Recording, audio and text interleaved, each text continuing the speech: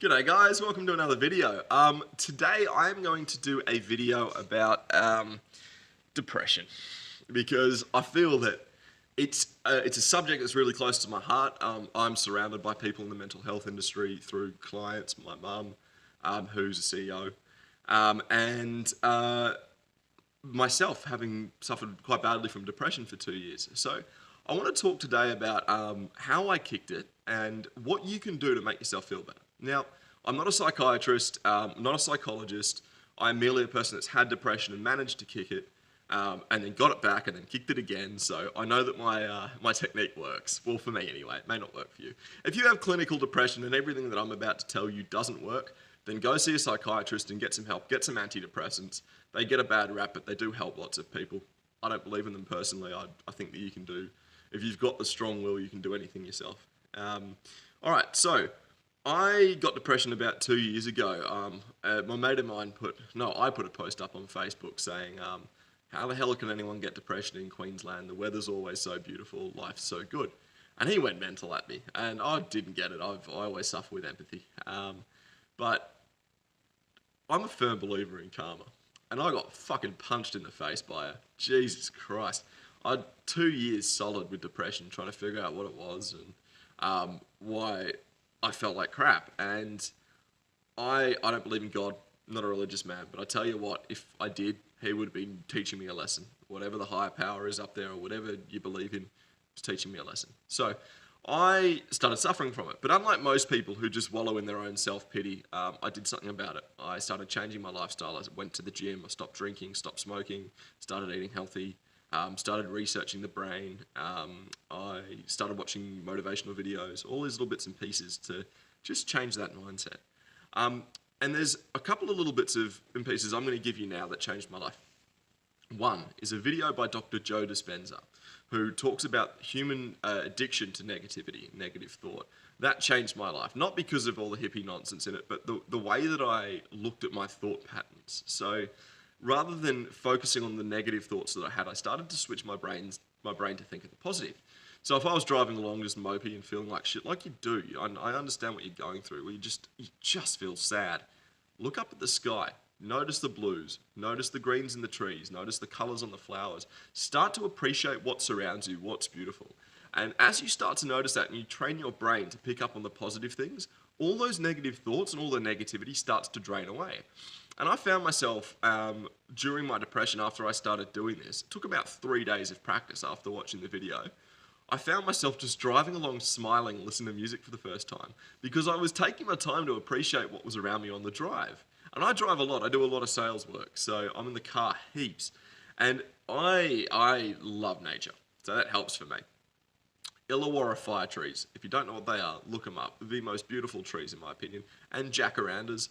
The two of them I have on my street and I'm surrounded by in Queensland. So this time of year, spring, summer, phenomenal. Always beautiful. And that makes it a lot easier for me to get happy again. But that's one small part of it. So the training your brain to think positively is a very small part of it. You need to make sure that the food that you're putting into your body is energizing you. So you really do have to cut junk food. Honestly, through my journey with depression, I've found that I'm allergic to bread and cheese. They were making me sluggish and sick. But also that I was eating lots of junk food while on the road, and I always felt sick and lethargic, and it was because of the amount of sugar that was in it.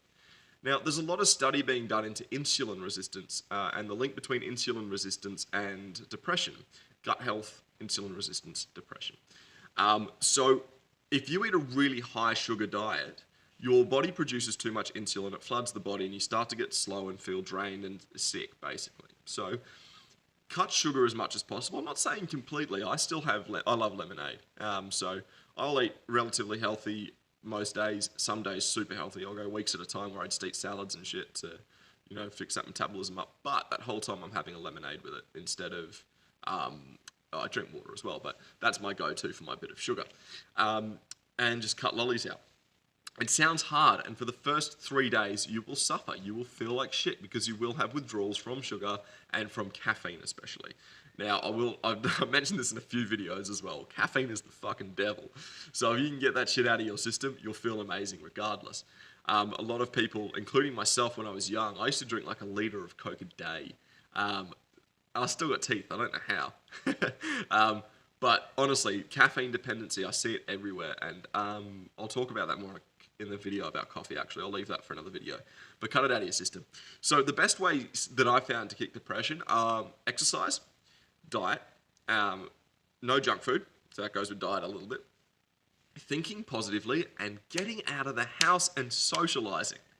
Because what we do when we're depressed is we go into our isolated cocoon and we don't want to see people. We don't want to go out. I'm going to speak to you guys here because I know anyone suffering from depression will have felt this. Hey mate, why don't you come out? Why don't you come around to my house and we'll just chill out and watch movies or whatever? You'll say no because you just don't want to be with anyone. You just want to be on your own. But what you'll find is if you took that invitation and you went to their place, you'd have a good time because we're sociable beings. We live to socialize. So if you go out and if you're depressed, one of the best things you can do is start getting back out there. I started gold prospecting for a while just to get myself back out in nature. And even though I was alone, I was out and I had something to do and I was surrounded by the noise of the birds and the trees and the smells and the wind and everything. And it was really, really therapeutic for me. So that's another thing. But another one, and I was always skeptical of, is meditation. I always thought meditation was for smelly hippies, but it's not. Meditation is phenomenal. Once you get used to it and you get good at it, you almost get a high from it. I remember, so I tried a few times and I'm the type of person that if it doesn't work the first couple of times, I get really frustrated with it and give up. But this time I didn't. I really wanted it to work because I'd read a lot about it, and in the study of the brain that I was doing, they talked about it a fair bit too. And I pushed through, and I remember I downloaded an app called Headspace, which is really good. And now I'm not associated with them, I just use it. It's phenomenal. And it taught me how to do it properly. And I remember coming out of my first session almost feeling high. I walked outside, and for the first time in years, I could hear the wind in the trees, I could hear the birds properly, and I could smell the earth. And when you're I know that sounds really odd to people who don't have depression, but when you have depression, you're so negative and you're so enclosed in this little bubble that you forget everything around you. And that includes nature, it includes all those little bits and pieces. I went down to the beach and I could hear the waves for the first time in 2 years, and I walk my dog on the beach nearly every day, which is unreal for me. I remember just walking on going, euphoric, like just this feeling of bliss. And it was purely from the fact that I'd taken the time to slow down and appreciate what was around me. Super important. So, at the end of this video, you're going to need to take away diet, exercise, addiction to negative thought, remove that, start getting addicted to positive thought, mindfulness, and of course, socializing. Those 5 things, if you follow them, I guarantee most people, you'll kick depression. And it takes time. It's not going to happen overnight. For me, it was quite quick once I figured it out. Once I figured out what was causing all the negativity and what part of my diet was causing me to be lethargic. It took me 3 days after I'd figured out all that to start to feel better. Honestly, 3 days. So if I can do it, I know the vast majority of people out there can do it. But I also want to finish with one really harsh truth, and a lot of people that are suffering from depression don't want to hear this. You are the problem, no one else. No one else can fix you except you.